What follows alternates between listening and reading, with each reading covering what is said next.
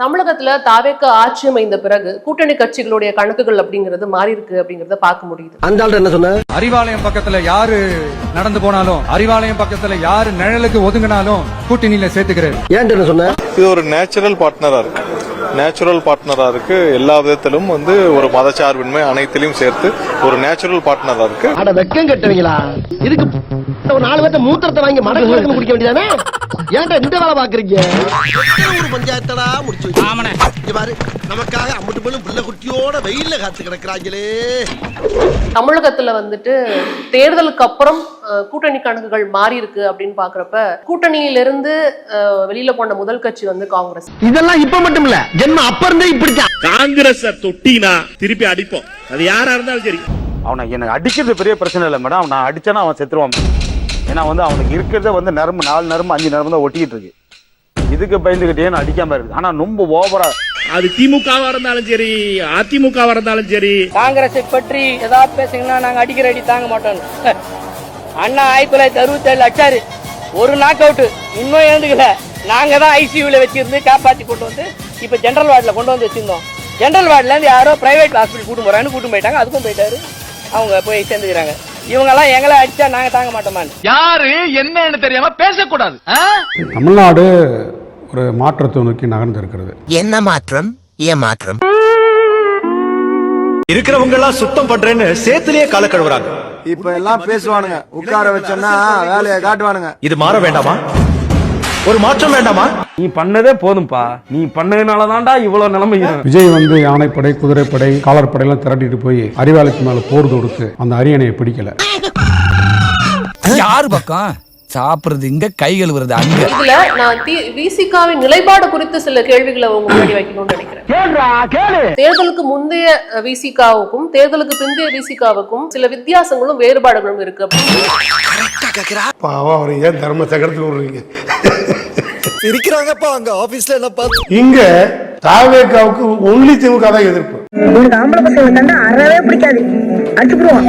ஆனா பொம்பளை பிள்ளைங்கன்னா ரொம்ப பிடிக்கும். கொஞ்சம் அதிமுகல இருந்து ராஜினாமா பண்ணிட்டு தாவேக்கால சேர்றாங்க. அப்ப வெளியில இருந்து என்ன சொல்றாங்க? அதை ஏன் தாவேக்கா அனுமதிக்குது? வேண்டாம் என்று சொல்ல வேண்டியதானே? அவன் இந்த மாளிகை ஒடிச்சு ருசி கண்டான். கேக்குறேன், 2 வருஷ கட்சிக்கு இவ்வளவு கேள்வி கேக்குறீங்களே. பின்னாடி உட்கார்ந்து இருக்கிறாரு ஐயா திரு ஓபிஎஸ். யார் அவரு? அப்ப உனக்கே தெரியாதா? அதிமுக எம்எல்ஏ பதவி ரிசைன் பண்ணிட்டு தானே திமுக வந்தாரு. லாபாண்டு தெரியாம உளறாத. தேர்தலுக்கு முன்னே வரதும் தேர்தல்ல ஜெயிச்சதுக்கு அப்புறம் வரதும் பெரும்பான்மையோடு இருக்கும்போது வருவதும் பெரும்பான்மை இல்லாமல் இவ்வளவு நாளா இது தெரியாம போச்சு. இல்ல அவங்க கொள்கை எப்படி பாஜகன்னு சொல்றாங்களே, அதானே. பிஜேபியோட பாலிசியே தெரியாது தாவேக்காரங்களுக்கு. இப்ப பாரு, ஒரு டெமோ காட்டுறேன் பாரு. இப்ப 5 கொள்கை தலைவர்கள் அறிவிச்சாங்க. உங்களுக்கு யாரை பிடிக்கும் அதுல? ஆனா அது கடை எப்படி சொல்றேன்னா, நான் என்ன சொல்றீங்களா, இப்ப ஜாயிண்ட் பண்ணிக்கிறேன்ல செங்கோட்டையன் ஓகே. கொள்கை தலைவர் கொள்கை தலைவர்ல என்ன சொல்றது, ஓப்பனா சொல்ல முடியாதுல்ல. முதல் போட்டோல இருக்கிறது யாருங்க அது? நான் அவரை விட்டுருங்க, எனக்கு மெயினே இவர்தான். முட்டா பயில சார், அவங்க எல்லாம் அறிவியட்ட பயில சார். இவங்களை போற ஊசி போட்டு கொண்டு வரணும் அப்படின்னு ஊசி போட்டு கொண்டு கடலில் போட்டணும். இவங்க இந்த பூமிக்கு தேவையில்லாத எக்ஸ்ட்ரா பெரிய கொள்கை எதிரி.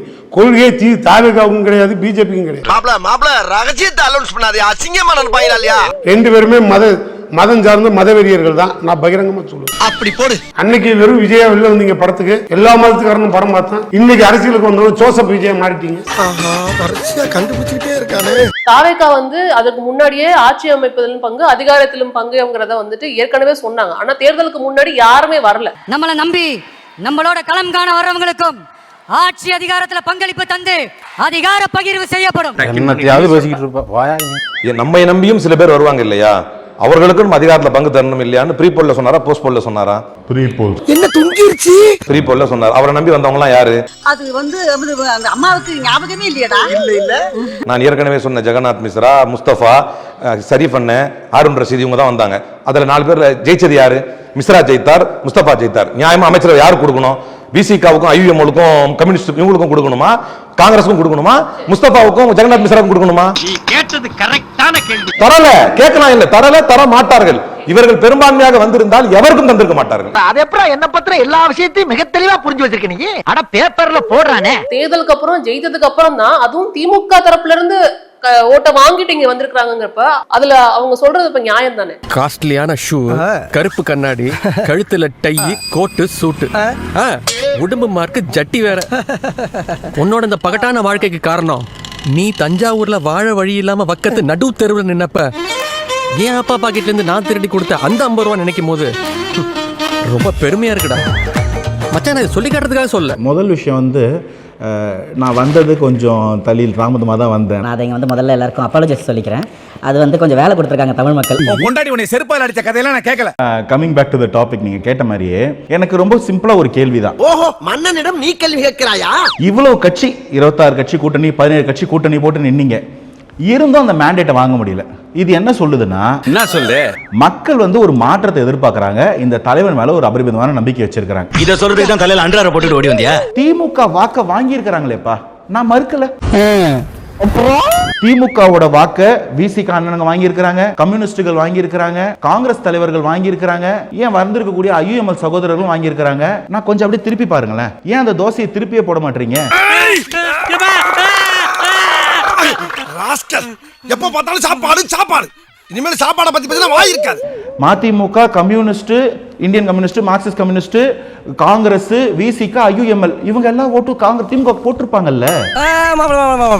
இந்த பிக்காரி பசங்களுக்கு ஃபினிஷிங் நான் கொடுத்துக்கிறேன். தோசை இந்த பக்கம் திருப்புங்கன்றாரு. ஒரு சின்ன பதில நான் முடிச்சு விட்டுருவேன். அது தலைமை எங்களுது, முதல் வேட்பாளர் நாங்க.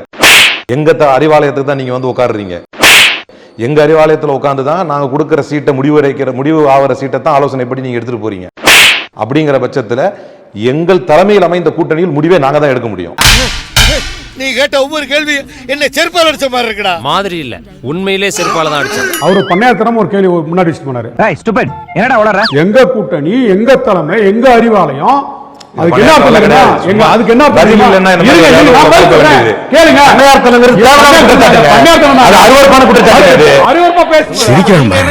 இந்த நாடுதான் வந்த வேலை முடிந்து விட்டதா? திமுக இருக்காரு. நான் என் கட்சியில 2ஆம் கட்ட தலைவர். ஆமா, இவர் பெரிய கொடிகாத்த குமரன், வரலாறு எழுத பேர் இல்லன்னு மறந்துடுவாங்க. என்னடா சவுண்ட் குடுக்குற? நீ என்ன மாஃபியா லீடராடா? இந்த மாதிரி சவுண்ட் எத்தனை பாத்துக்கன்னு தெரியுமா? என்னடா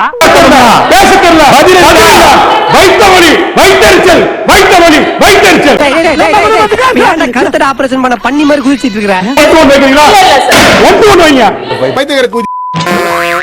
ஸ்டார்ட் பண்ணு.